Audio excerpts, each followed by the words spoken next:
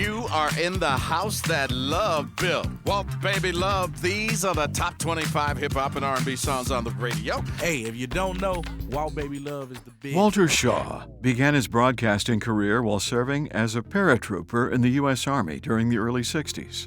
In 1968, he got his first full-time air shift at KYOK in Houston. The following year, he was hired as the first black air talent at KILT by Bill Young, who christened him Walt Baby Love. After several years in Houston, Walt was recruited by RKO Radio for jobs at CKLW in Detroit and WOR-FM in New York City. He later spent time at WNBC, WBLS, and WOR in New York, and at KHJ, KMPC, and KFI in Los Angeles. In most cases, he was the first black air personality on these stations. In 1981, Walt became the first urban radio editor at Radio and Records, beginning a 21-year association with the trade publication.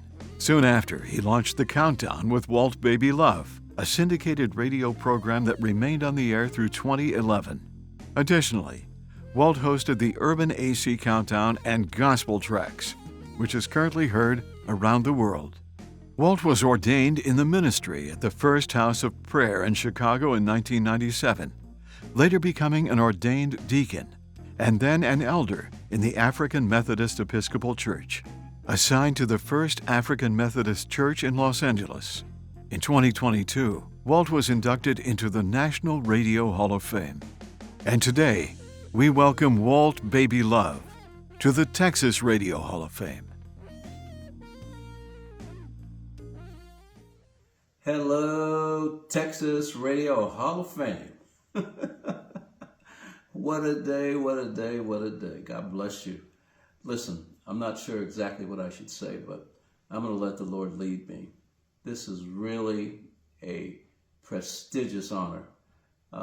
Having worked in Texas radio back in the day, starting out in 1968 after I was in the military for 7 years as a Staff Sergeant E6 in the 82nd Airborne Division, and did one tour in Southeast Asia. And I just want you to know my first job, was down in Houston, Texas at KYOK. Probably the video told you all of that. So I'm just trying to give you some sense of my level of pride in having worked in Houston, Texas. I met some fantastic people who really made all of this possible, because I was a guy with no training whatsoever, just a dream and a will to want to succeed, but also the will to want to be the best that I could possibly be. So that was important to me. And the folks at KYOK did that. Dick Oppenheimer, the general manager, vice president, the gentleman who first heard a little tape of me that I didn't even know what I was doing, so I just kind of talked. I didn't play any music or anything. Said, when you get out of the military, we'll give you a chance. And so that's exactly what he did. My program director there, Mr. Rick Roberts, taught me what he could teach me about the radio industry.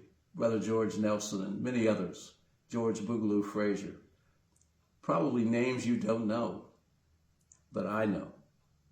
And many people from Houston, Texas know, as well as around the country. But then after that, being at KYOK, a wonderful man by the name of Bill Young has gone home to be with the Lord, who was the program director of KILT, the Big 610.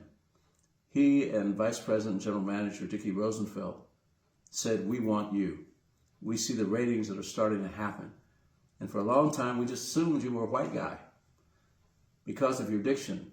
You didn't sound like you were from Texas or anything. And as you know, I'm from Pennsylvania, Pittsburgh, Pennsylvania. They said, we'll make a place for you if you'd like to be here. And they did. They gave me that shift from 10 a.m. until 1 a.m. in the morning. Not as a token, but as somebody who could contribute. Texas radio gave me the opportunity to do what nobody else had ever done. That's right, with Lynn Broadcasting Corporation. And I'm so grateful, I'm so thankful. So I just want all of you to know today that I'm truly appreciative. Thank you so very much for receiving me. It's an honor to be inducted into the Texas Radio Hall of Fame. I want to thank my good friend Johnny Gowen, who was the one who submitted my name to your board of directors. Great guy, wonderful radio personality. But I met him when he was a young teenager, when I first went to KYOK in 1968. And he's always encouraged me. He and his mother and his family were kind people who reached out to me. And I'll never forget them. So I just want you to know I'm not going to take a lot of your time. But it's important for you to know that people in Texas gave me the opportunity and the springboard to go on to CKLW in Windsor, Canada. It's my grandfather clock. It's all okay. We went on to CKLW in Windsor, Canada, and then after that to New York City to WOR-FM, and later working at places like WBLS-FM and then WNBC as the first ever and only black talent to work at WNBC from 2 to 6 in the afternoon. Imus in the morning, Walt Baby Love in the afternoon. And one last thing I'd like to say. How did I get the name? Some of you probably want to know if you don't know already.